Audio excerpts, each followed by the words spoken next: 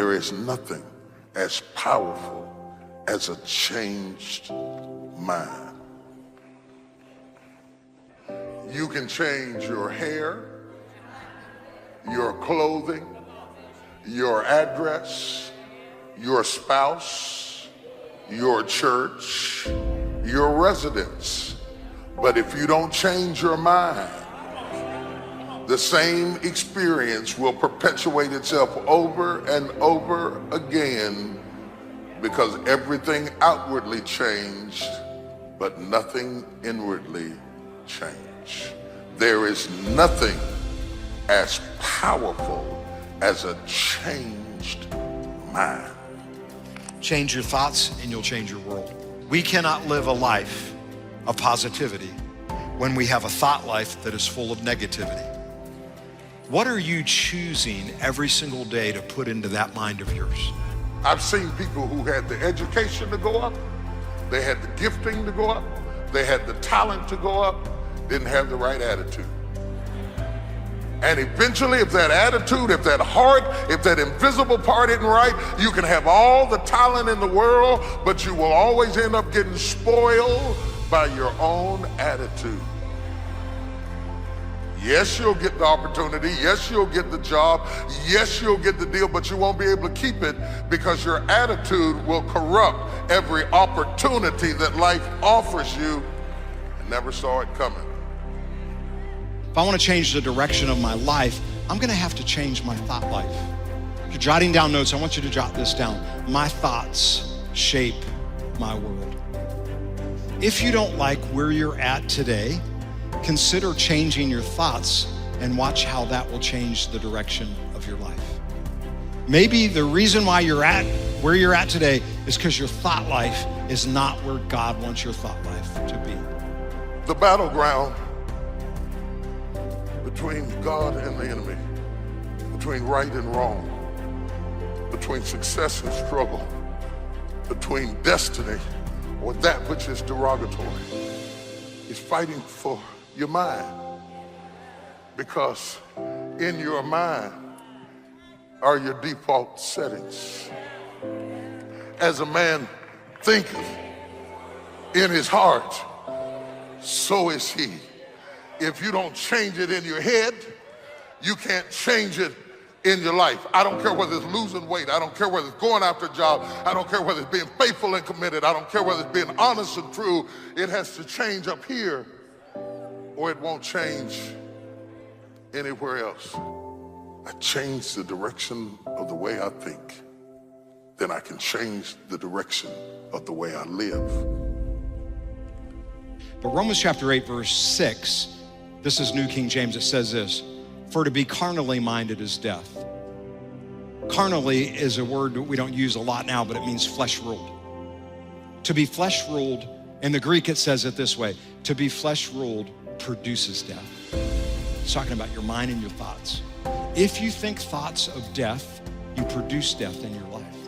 Not death physically, per se, but if all you do is ever think about how bad your marriage is and how you hate the person you're married to, that kind of stuff, you're gonna produce death in your marriage.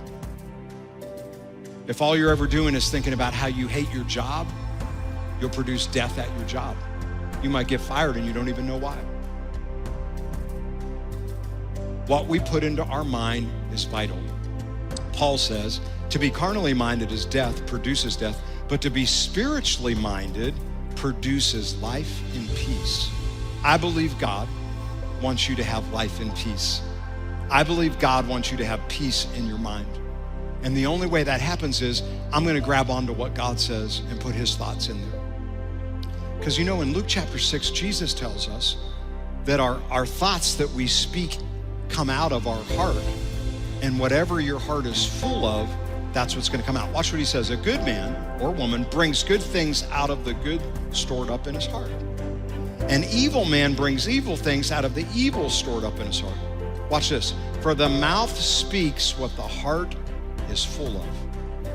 I wanna say that again. For the mouth speaks what the heart is full of. Our attitude is an outward display of what's taking place in our heart. Let me say that again. Our attitude is an outward display of what's taking place in our heart. And that's why we need to guard our heart. Proverbs chapter 4, verse number 23 says, guard your heart above all else. Because your heart's more important than your possessions. Your heart's more important than anything, and here's why. For it determines the course of your life. Let me say this another way. Guard your heart above all else, for it determines your attitude. Now, why would I say that? I say that because our attitude is an outward display of what's taking place in our heart. So, whether you have a positive attitude or a negative attitude is really a choice, regardless of what you feel or what your opinion is. Attitude is our choice. John Maxwell wrote a book on attitude, and the title of it was The Winning Attitude. And here's what he said. Attitude is the advance man of our true selves. Attitude's roots are inward, but its fruits are outward. Attitude is our best friend and our worst enemy. Attitude is more honest and more consistent than our words. Attitude is the thing that draws people to us or repels people away from us. Attitude is never content until it's expressed. And listen to this. This is a powerful statement. Attitude is the librarian of our past. It is the speaker of our present, and it is the prophet of our future. Attitude is the librarian of our past, the speaker of our present, and the prophet of our future. Our attitudes determine our success and happiness in life more than giftedness, more than opportunities or circumstances. Our attitudes affect our life. Every one of us are going to face difficulties in life, challenges, but our attitude will help us climb out of the direction, out of the difficulty with God's favor and direction. James 1 and verse 2, count it all joy, my brothers, when you encounter various trials, for you know that the testing of your faith produces steadfastness, and let steadfastness have its full effect, that you may be perfect and complete, lacking in nothing. If our life is not going in the right direction, we need to take a look at our attitudes. Like, you want a better life? You want to change your life? The number one way to do that is to change your thoughts. You're in control of your mind. You're in control of your thoughts. Here's the good news. If I let Jesus change my thinking, He'll change my life. He'll change my life. Don't copy the behavior and customs of this world, but let God transform you into a new person. By changing what? The way you think. The way God changes you is He changes the way you think. We have to quit looking at what everybody else is doing. You see, some of you, you're living your life concerned about what everybody else thinks. I want to challenge you to live your life this way.